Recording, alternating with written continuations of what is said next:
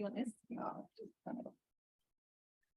Right, thank you. And before I start, I also want to acknowledge my collaborator on this talk, who works at the Royal Victorian Eye and Ear Hospital, Dr. Carmel Crock, who gave really valuable insights into the case that they're looking at, because it's something with an ear, so she knows about that stuff. So giving you a bit more of a background, I don't know how many of you know, but within Australia, it's estimated that between 2,000 and 4,000 people each year die of a diagnostic error.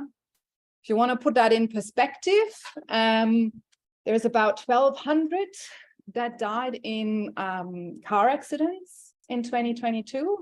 So that is quite a number. And if you want to extrapolate that to countries that have a bigger population, you can see that this is a really massive problem.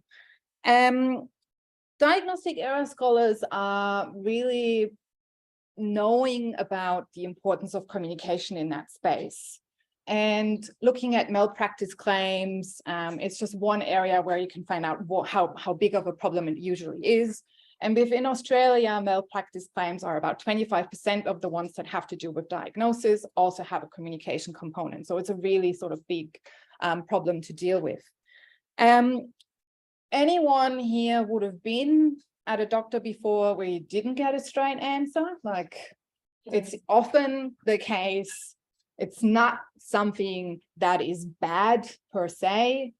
Some things just take time to present, or present in really general and diffuse ways at the start. So uncertainty itself is nothing bad. It's just an inherent factor of moving towards building a diagnosis. But it's critical to understand how this is dealt with in coming to a diagnosis and in communicating with patients.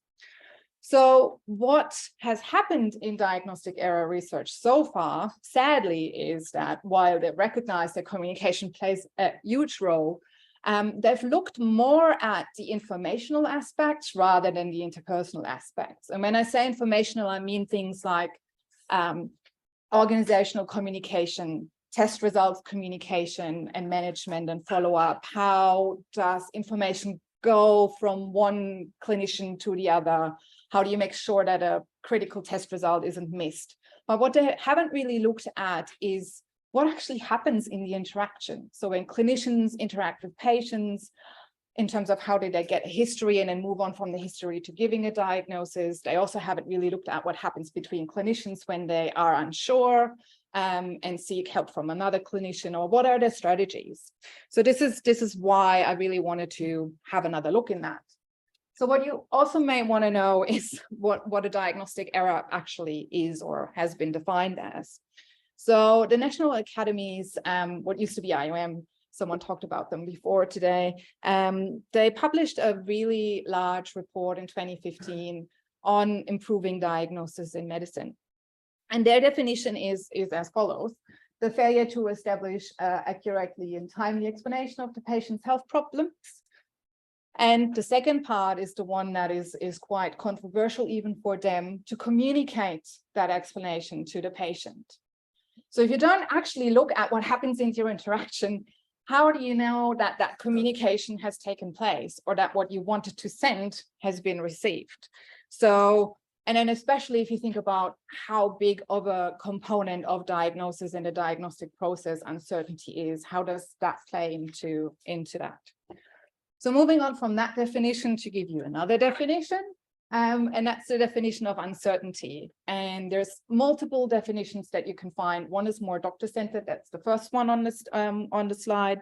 So a subjective perception of being unable to find an explanation. Whereas the second one is more patient-centered and looking at that any expression or any statement that a doctor or a health professional makes that appears to indicate uncertainty to a patient is an expression of uncertainty.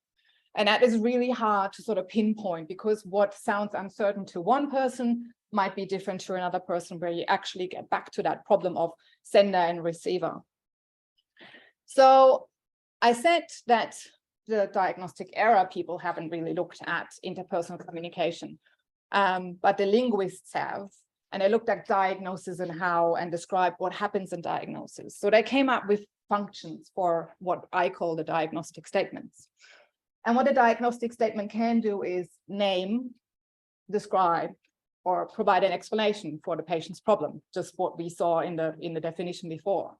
What I would like to add from sort of my two hats as a linguist and a diagnostic area researcher, so to speak, is I want to add a fourth thing, and that would be share a working diagnosis if you don't have an explanation and a level of uncertainty.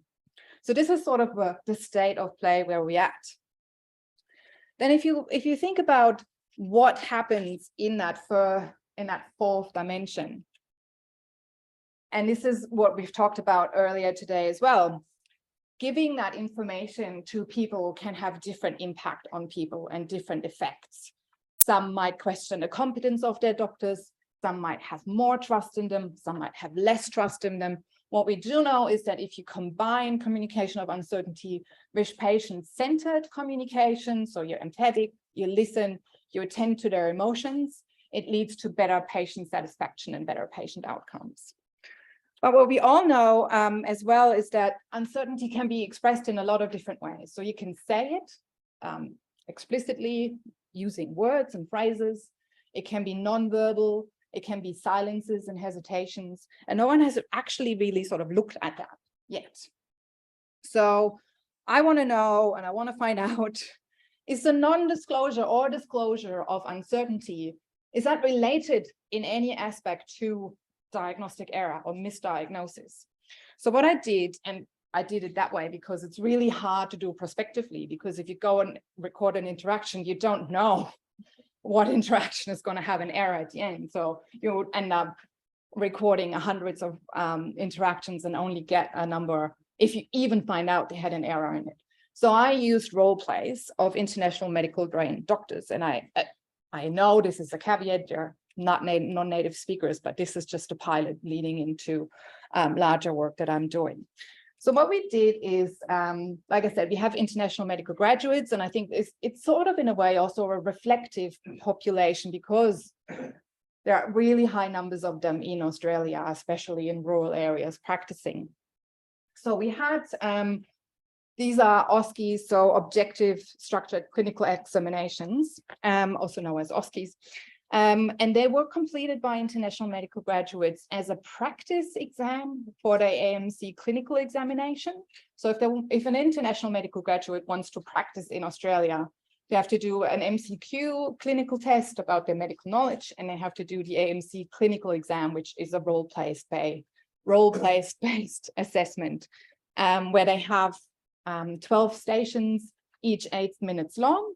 And this was a practice course given in Tasmania, went over a whole weekend, had the entire first day was set up as the AMC clinical exam was, and 2 of their sessions were routinely recorded and given to the international medical graduates as feedback, so they could look at themselves again. And we got consent to record or get access to these recordings. So as you can see, we had 16 consenting participants, and 4 of them were female. Here's our case scenario.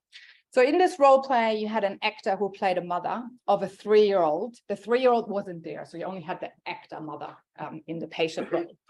And this 3-year-old child named Ben has become increasingly fussy at night, pulling at his ears. And upon examining the ear, which in this case is asking the examiner in the room for an ear examination, they're being handed a picture. And the picture is the clue to what the diagnosis is. So we analyzed for, did they give an accurate or an inaccurate diagnosis? Because that's the beauty of this role play. There is a right or wrong answer at the end. Did they get the diagnosis right? And then we looked at different other aspects. How long did they spend on each part of the consultation? So how long did they spend? And I know they only have 8 minutes, but how long did they spend on taking a history? How long did they spend on actually giving the diagnosis? How long did they spend on examining the patient or asking questions to the examiner? And then we looked at other things like the types of diagnostic statements, hedges, and shared understanding. And I explain what these are now. So I said linguists have looked at this before, and they've identified the different ways that doctors provide diagnosis. So one of them is a plain assertion, where you just say, you have a throat infection, plain out, right? Then there is one that has been called epistemic modality. So where you present a diagnosis to certain or uncertain to a certain extent. Then there is the ones that have been called evidentialized, and they come in two forms. So either it's an allusion to the diagnostic process, or it's about an actual thing that you see, like it looks or it feels like, hang on, there's something missing, or describing observations like that. And then the last one is sort of not tying it to a particular diagnosis, but saying something like, oh, the most common reason for this is that. So those are things that have been described in a linguistic literature before. Then looking at hedges. So hedges are really words or phrases or behaviors that express caution or indecisiveness or ambiguity. So there's a lot of them. And because this was a pilot study, we've only looked at the yellow ones. So you have your adverbs and modal verbs like probable and possibly and could and maybe.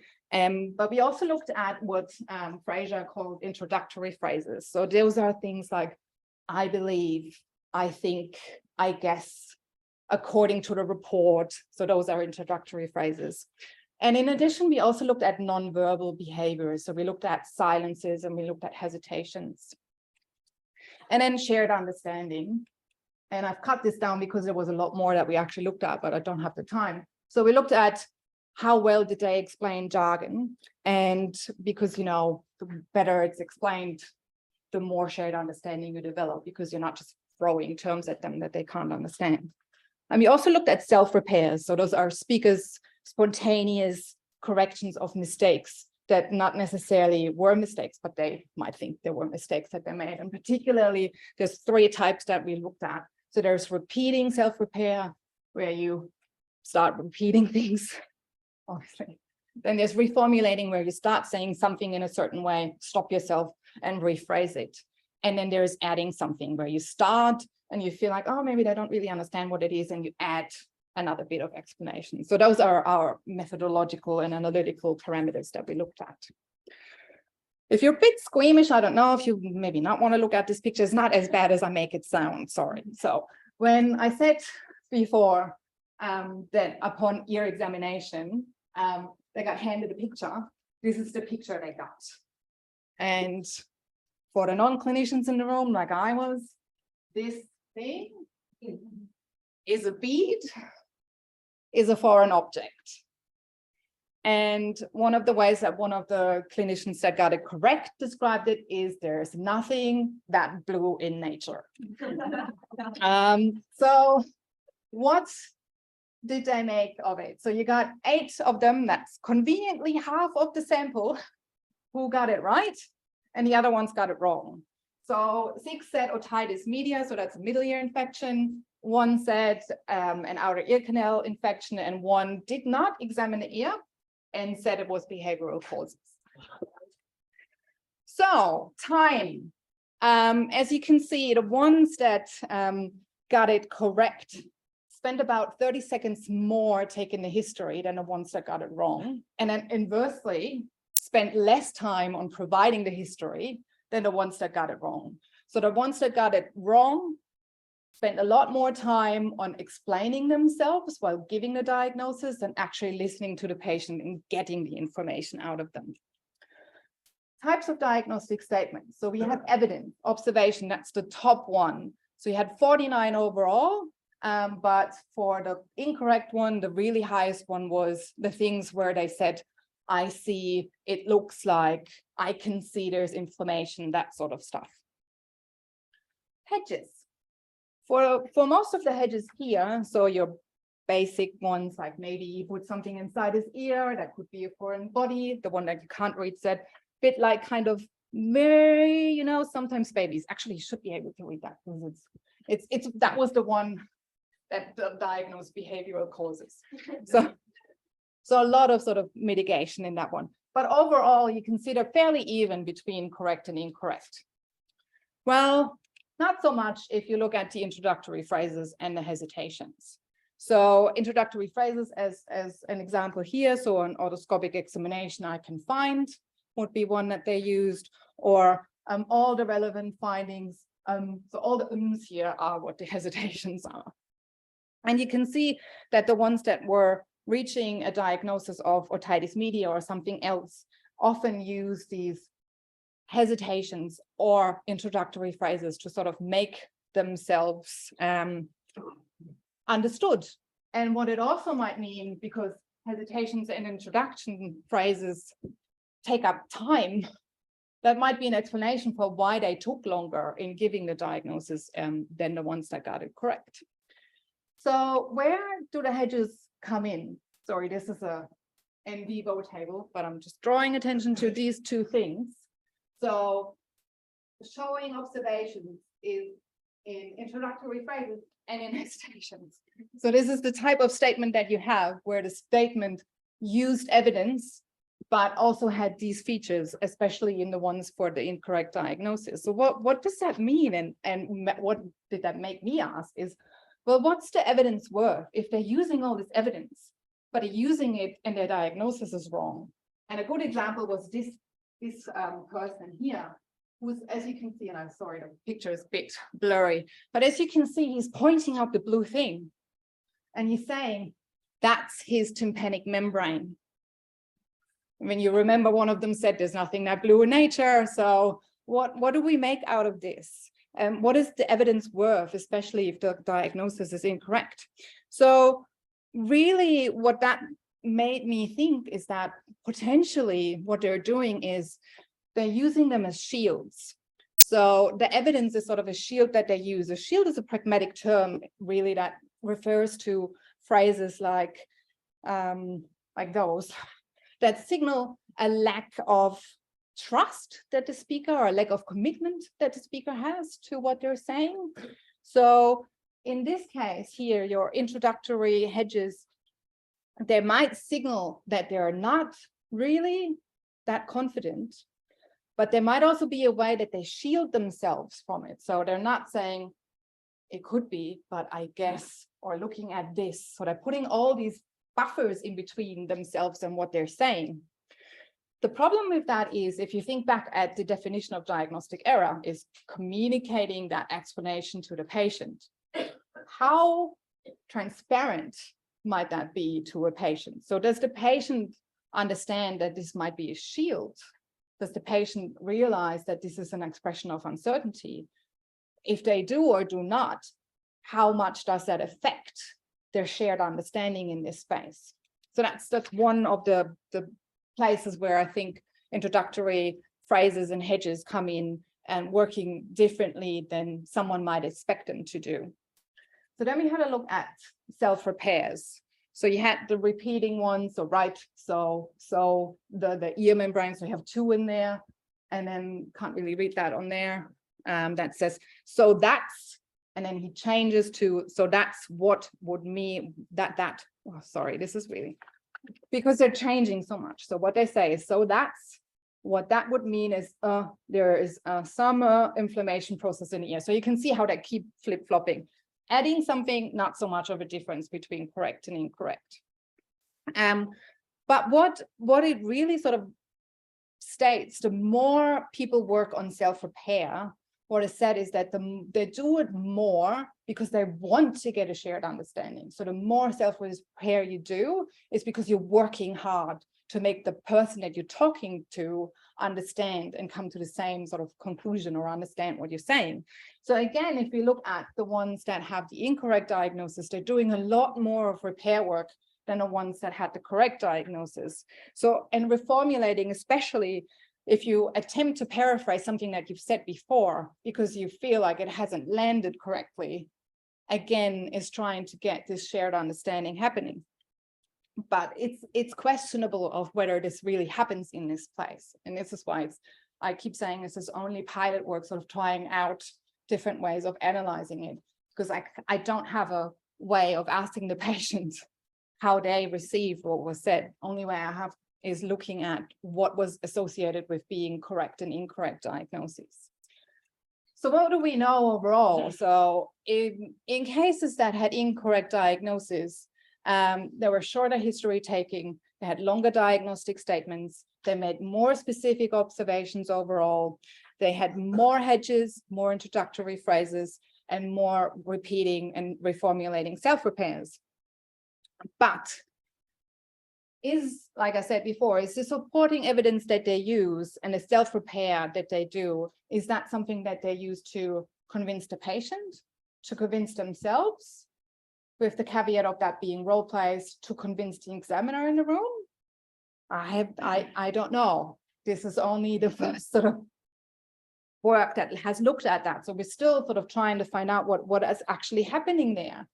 The reformulations and introductory phrases might also be, and especially because that's an exam situation, might also be time gaining activities. So, you know, like when someone asks you a question and you go like, oh, I have to think of an answer. Oh yeah, that's a really interesting question. So that might also be part of it, but I can't really know. But what I really want to go and look at is whether is there a relationship between the number of hedges or the type of hedges that are used and diagnostic accuracy that comes out in interactions? Is there an interaction between or are introductory phrases and hesitations, are there really very common implicit ways of communicating diagnostic uncertainty? And then obviously, if there are links between all of that, how can we try and tease this out? And if anyone has any particularly brain ideas that I have not had in like 3 years trying to think of this, because like I said at the start, it's so hard to do it prospectively. But if anyone has any ideas of how to sort of combine diagnostic uncertainty, shared understanding, and interaction with diagnosis and error, I'd be happy to hear it. Otherwise, this is where I leave you with my pilot work. And just to tell you that I'm going to go into emergency departments and start recording people there and doing patient journeys and looking not just at what happens between the patient and the clinician, but also what happens when clinicians talk to each other. What do clinicians write in patients' notes compared to what do they tell the patient? What do patients and their family talk about when they hear someone say something uncertain? So that's this whole spectrum of diagnostic communication and uncertainty in that area that has not been looked at, and I'm really keen to get started to look at. So thank you for listening to me, and question, welcome.